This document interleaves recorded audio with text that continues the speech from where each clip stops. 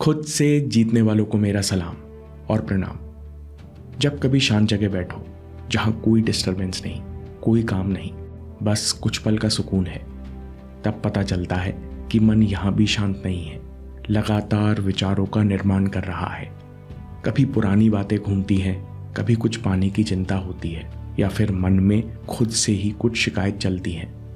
हर समय कोई उलझन है, कुछ बेचैनी है, लेकिन ये बेचैनी कोई दुश्मन नहीं, ये बस हमें इशारा कर रही है कि पहले शांति को पाओ, मन को स्थिर करो, तभी तुम सही फैसले ले पाओगे, कुछ अच्छा बना पाओगे। शांत मन पर पहली कहानी, शांति का बीज। शैरन सेल्सबर्ग, जो एक बुद्धिस्ट टीचर है, वो अपनी किताब में अपने कॉलेज की कहानी बताती हैं कि एक दिन हमारे कॉलेज में टेक नी अ टर्न आए। स्टूडेंट का सबसे कॉमन सवाल था कि हमारा मन शांत कैसे होगा। भविष्य की अनिश्चितता और वर्तमान के आकर्षण के बीच हम खुद को स्थिर कैसे रखें। टिक ने कहा, आप सबका सवाल बहुत अच्छा है, क्योंकि बिना शांत मन के आप कुछ अच्छे से नहीं कर सकते। आप सब मेरे साथ पार्क में चलिए, वहीं हम मन को शांत रखने की एक टेक्निक सीखेंगे। इसके बाद टेक नी अ टर्न हम सबको कैंपस के पार्क में ले आए। काफ़ी सारे स्टूडेंट्स थे, सब ने उन्हें घेर लिया। हम में से हर कोई बहुत उत्सुक था।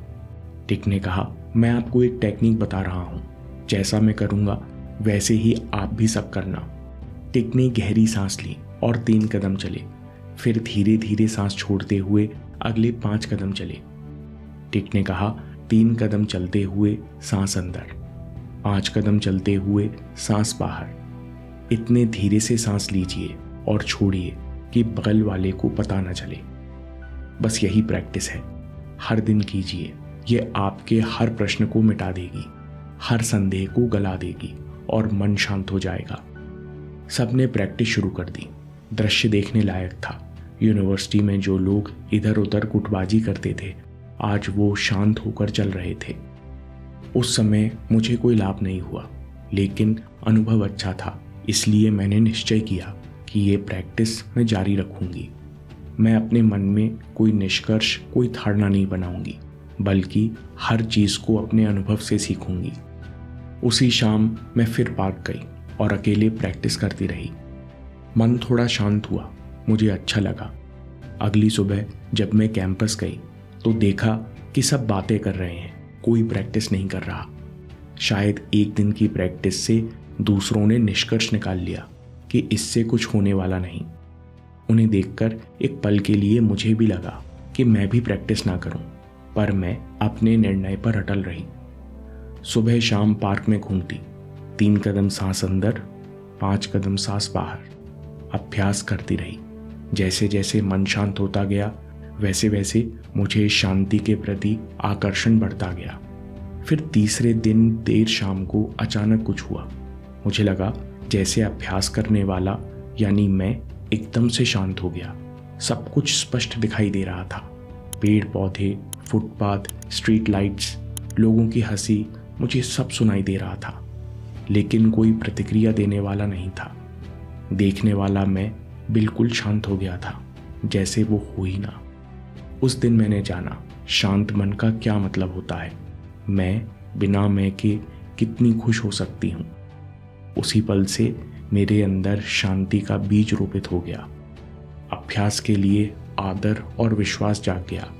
इसी विश्वास के साथ मैं महीनों सालों अभ्यास करती रही। जैसे जैसे अभ्यास गहरा होता गया, मुझे मन की चाल समझ आने लगी कि जब नई चीज़ें सामने आती हैं तो भीतर उम्मीद जागती है, कुछ नया जान लो तो शायद इससे समस्याएं हल हो जाएं। इसलिए हर शुरुआत में उत्साह रहता है, पर तुरंत परिणाम ना मिले तो उम्मीद टूट जाती है। धीरे धीरे ये समझ आने लगा कि अभ्यास का असर बहुत सूक्ष्म और धीरे धीरे होता है, इतना सूक्ष्म कि हमें खुद पता नहीं चलता। फिर भी हर बार की गई प्रैक्टिस मन के भीतर कुछ बदल देती है। बस सच्चाई और ईमानदारी से अभ्यास किया जाए तो मन धीरे धीरे हल्का और शांत होने लगता है।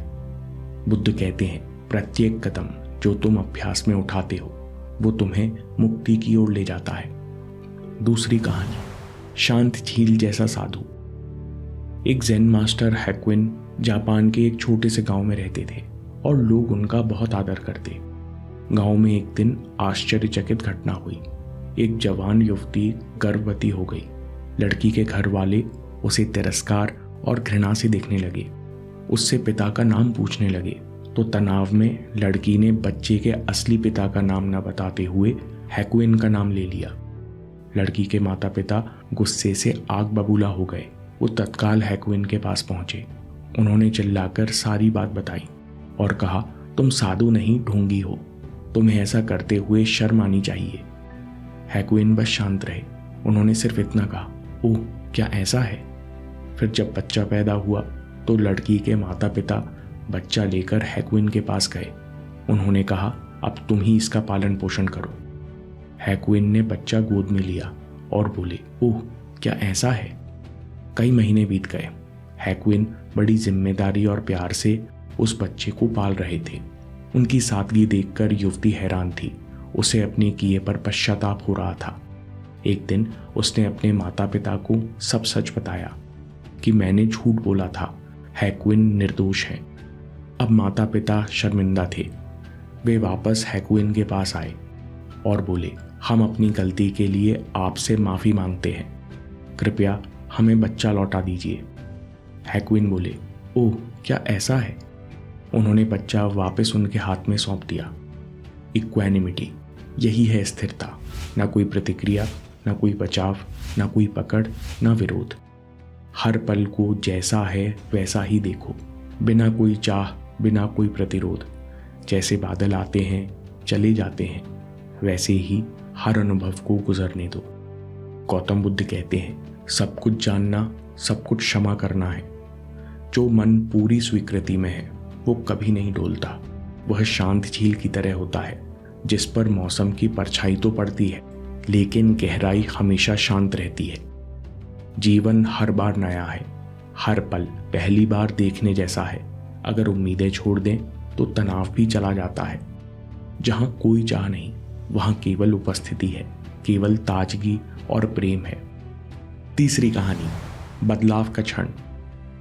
अचानक लड़के को ठोकर लगी। वो जमीन पर गिर गया।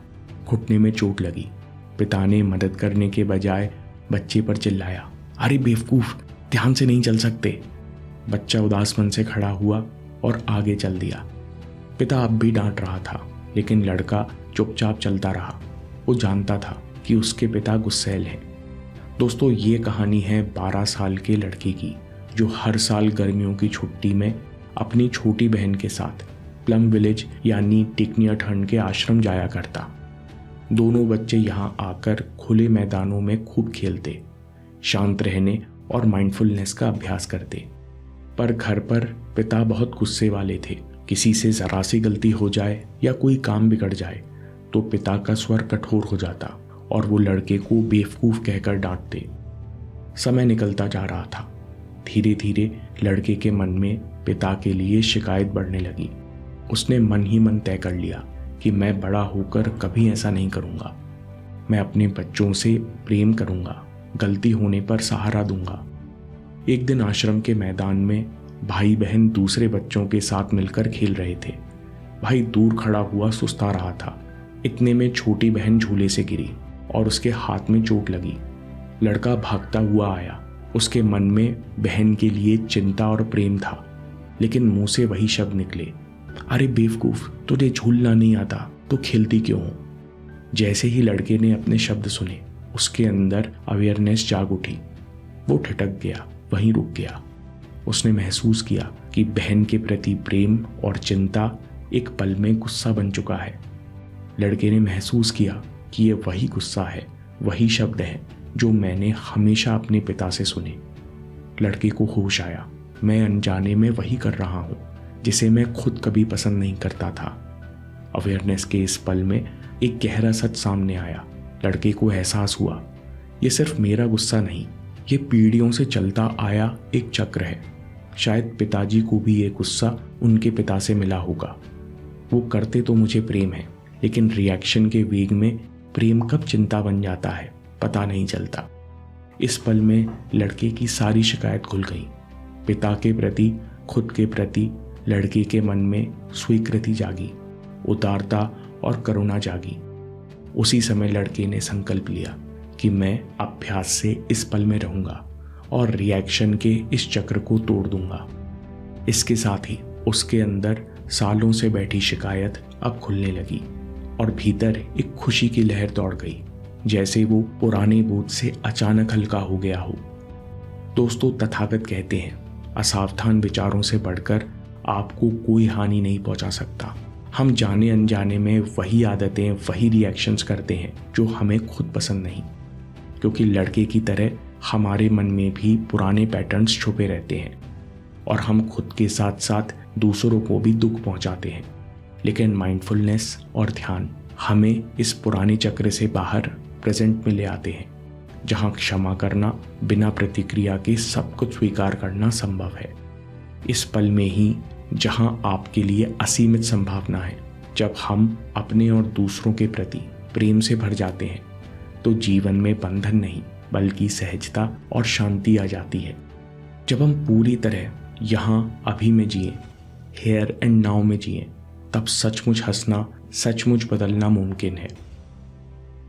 दोस्तों, किस्मत का ऐसा चक्र चला कि लड़के की सालों की मेहनत अचानक बर्बाद हो गई और वो कुछ नहीं कर पाया। हमेशा उसके मन में अतीत की यादें चलती रहीं। एक साधु ने कहा, तुम जली हुई रोटी खा लो क्योंकि तुम पास्ट को नहीं बदल सकते। इस सीख से लड़के ने नई शुरुआत की। आप पास्ट को बदल नहीं सकते, केवल छोड़ सकते हो। कैसे? इस पर पूरा वीडियो देखिए या बात के लिए सेव कर लीजिए। आपके समय से कोई वीडियो, कोई ऐप, कोई न्यूज़ कीमती नहीं है। मैं काम के किस्से लाता रहूँगा। हम जीतेंगे।